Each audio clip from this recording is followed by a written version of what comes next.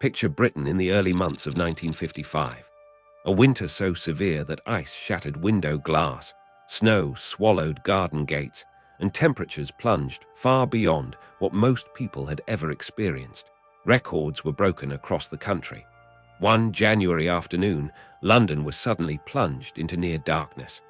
Thousands of frightened residents called emergency services, convinced something terrible was unfolding. This was not an ordinary cold spell. Britain was facing one of the most brutal winters in its history. From January through to mid-March, everyday life became a test of endurance. The enemy was invisible but relentless. Ice, snow, and a cold that seeped deep into the body. The winter of 1955-56 was not the longest Britain had known, but it was among the harshest. For those who lived through it, the memory never faded. The trouble began in the first week of January 1955, when freezing air swept south from the Arctic. Heavy snow blanketed London, covering the capital with around 15 centimeters, the worst snowfall since 1947. Many assumed it would melt within days. Instead, the freeze tightened its grip, easing briefly before returning with renewed strength in February. On 23 February 1955, a new national record was set in Braemar, in the Scottish Highlands.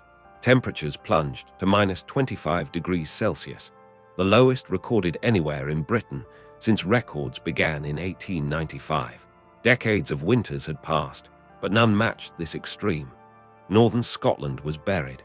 Snow lay 2 feet deep across wide areas, reaching nearly a meter in places such as Elgin. In the far north and on the islands, drifts rose as high as 30 feet, cutting off entire villages. With roads impassable, the RAF launched Operation Snowdrop, delivering food and supplies by air to stranded communities. Families who had never felt isolated before found themselves completely cut off from the outside world. The south fared little better. Areas unused to severe weather recorded deep snowfall. Roads disappeared, railway lines froze solid, and a country still recovering from the Second World War found itself fighting the forces of nature instead. February brought no relief. On the same day, Scotland recorded its coldest temperature. Cornwall endured 16 hours of continuous snowfall. A region more familiar with mild winters suddenly resembled the Highlands. Winter showed no mercy. Inside homes, survival was a daily challenge. Central heating was rare in 1955. Most households depended on a single coal fire, usually in the living room. Families crowded into one space for warmth while the rest of the house became unbearably cold. Breath clouded the air at night. Ice formed on bedroom windows. Coal was essential, yet frozen roads made deliveries impossible. With supplies stranded at depots, families burned whatever they could find: old newspapers, broken furniture, anything that would burn. Thick coal smoke filled the streets, a sign that keeping the fire alive meant survival. Milk bottles were thawed in pans of hot water. Children scraped ice from windows just to see daylight. Fathers, wrapped in every layer they owned, cleared paths through snow that returned by evening. There were no shortcuts. People simply endured. The countryside suffered greatly. Frozen ground made harvesting impossible. Root crops remained locked beneath soil as hard as stone. In some areas, heavy machinery was needed to dig up potatoes. Thousands of tons of food were lost, left to rot where they lay. For the elderly and vulnerable, the winter was dangerous. Hypothermia became a constant threat. Doctors battled through waist-deep snow to reach patients, their medical equipment freezing as they went. Hospitals filled with those suffering from cold-related illnesses, while pneumonia spread through communities already weakened by years of post-war hardship. Despite it all, Britain carried on. There was little complaint. Waiting for rescue was not an option. People simply got on with it. Then, on 16 January, London experienced something extraordinary. Just after midday, daylight almost vanished. Smoke from countless coal fires mixed with a weather front, creating a dense smog thousands of feet thick. Light levels dropped to a tiny fraction of normal. Panic spread as people contacted emergency services, fearing the worst. Hours passed before visibility returned, a frightening reminder of how extreme conditions had become. Travel was nearly impossible. Cars vanished beneath snowdrifts. Buses stopped running. Anyone needing supplies walked miles through freezing winds to reach shops that might not even be open. Yet determination prevailed. Postmen continued their rounds, forcing their way through knee-deep snow because the mail had to be delivered. Duty, pride, and resilience pushed them forward. But the winter of 1955-56 was not only about survival. It was also about community. As conditions worsened, neighbors who barely knew each other shared coal, food, and blankets. Strangers helped push stranded vehicles.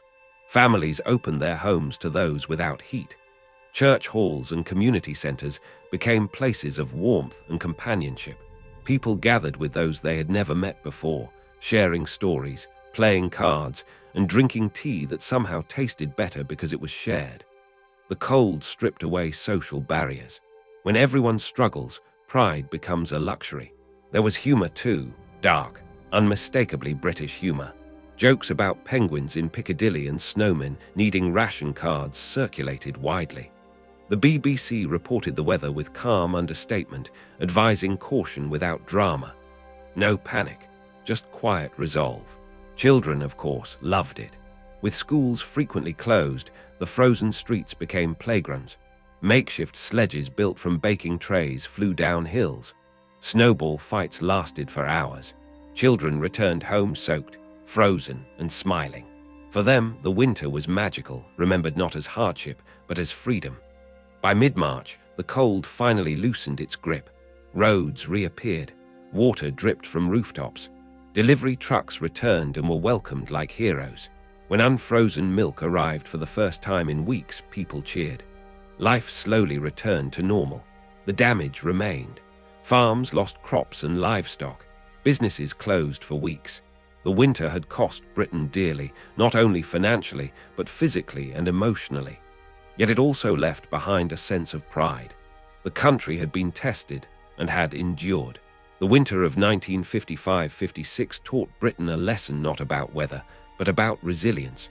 When everything froze, when supplies ran low, and when hope seemed thin, people did not give up. They supported one another. They survived together.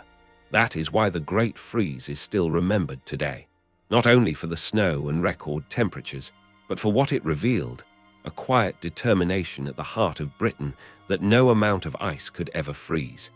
Were you there during that winter? Do you remember the cold, the snow, or the way people came together? Share your story below.